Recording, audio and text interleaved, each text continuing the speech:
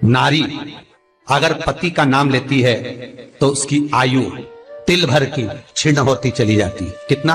तिल भर। स्कंद पुराण में लिखा है तिल भर की आयु क्षीण होती चली जाती। नारी ज्येष्ठ पुत्र का नाम लेती है, हाँ ज्येष्ठ में अगर बेटी है तो उसका नाम ले सकती है, पर ज्येष्ठ पुत्र बड़ा पुत्र है और पुत्र का नाम लेती है तो उस बालक की कभी उन्नति नहीं हो सकती। तन से, मन से या धन से वो बालक हमेशा दुखी ही रहेगा। तुम दुनिया का सारा सपोर्ट कर दो, तुम चाहे अपनी प्रॉपर्टी बड़े बेटे के नाम कर दो, तुम चाहे पूरा दुनिया भर का सुख अपने बेटे के सामने लाकर खड़ा कर दो, तो भी अगर मां अपने बड़े पुत्र का नाम बार बार लेती है तो वो पुत्र या तो तन से या मन से या धन से दुखी ही मिलेगा, वो सुख नहीं पा सकता।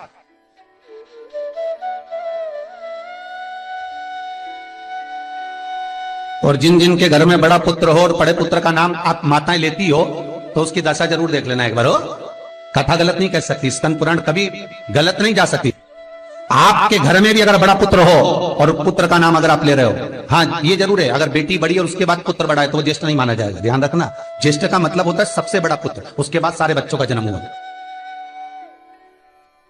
क्योंकि बेटी अगर जन्म ले ली पहले फिर बेटा हुआ तो बेटी ज्येष्ठ कहलाएगी, है बेटा नहीं कहलाएगा।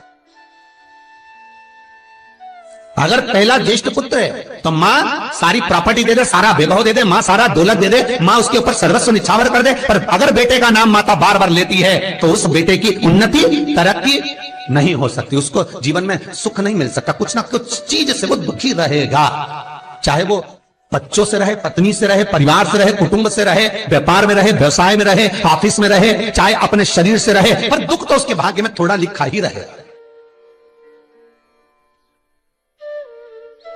और जो चीज वेदव्यास जी ने वर्णन कर दी महाराज, उसका प्रमाण आप खुद भी अपने घर में देखो कि सही है कि गलत है।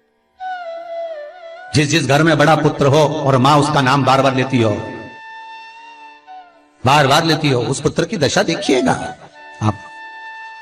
तन, मन और धन तीन तरह से। इसलिए निवेदन करूंगा मेरी माताओं से, आपका प्रेम बहुत है क्योंकि आपका बेटा बड़ा है, आपका पुत्र बड़ा है, आपका बहुत प्रेम है और बेटे का भी माता के प्रति बहुत प्रेम है, पर उस प्रेम में तुम्हारा जो संबोधन है बार बार नाम लेने का, उससे उसको तकलीफ हो सकती है। इसलिए निवेदन है, मेरे कृष्ण का नाम कृष्ण था पर यशोदा कभी कृष्ण नहीं बोली है, कभी नहीं, यशोदा कभी कृष्ण नहीं बोली, कन्वा कहती थी। आपके बेटे का नाम कुछ भी आप उसको नाम से मत पुकारो, उसका नाम चेंज कर दो, थोड़ा सा बदल दो, आप उस नाम से उसको पुकारना प्रारंभ करो। आप जो भी बोलना चाहे, आपके दिल की बात है, तो आपके पुत्र से आप क्या बोल सकते हो।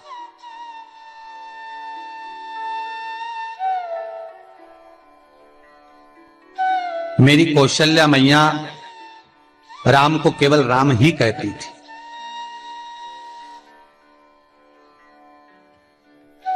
केकई राघव कहती थी, सुमित्रा रघु कहती थी, पर कौशल्या नाम नहीं बदला। और ज्येष्ठ पुत्र थे राम, बड़े थे, बड़े हुए, वन जाना पड़ा, लौट कर आए, धोबी की वार्ता सुनकर सीता का परित्याग करना पड़ा, समय आया लक्ष्मण का त्याग करना पड़ा, और समय आया तो ये शरीर को ही सरयू में छोड़ना पड़ा। कहां से?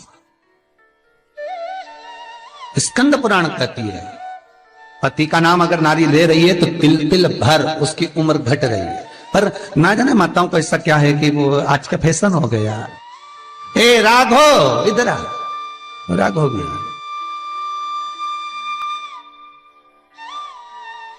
नाम लेने में तिल भर की आयु घट जाती है। ज्येष्ठ पुत्र का नाम लेने में उसकी समृद्धि, उसका जो वैभव है, उसका जो सुख है वो घट रहा है।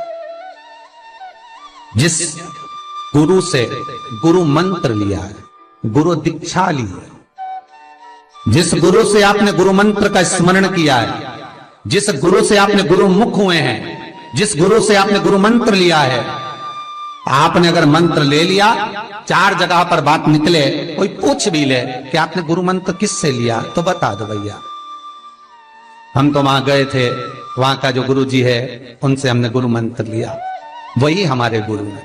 नाम का स्मरण ना करते हुए उसकी पहचान बताने का प्रयास करो, वो ऐसे वो वैसे वो वहां रहते, उसका स्मरण।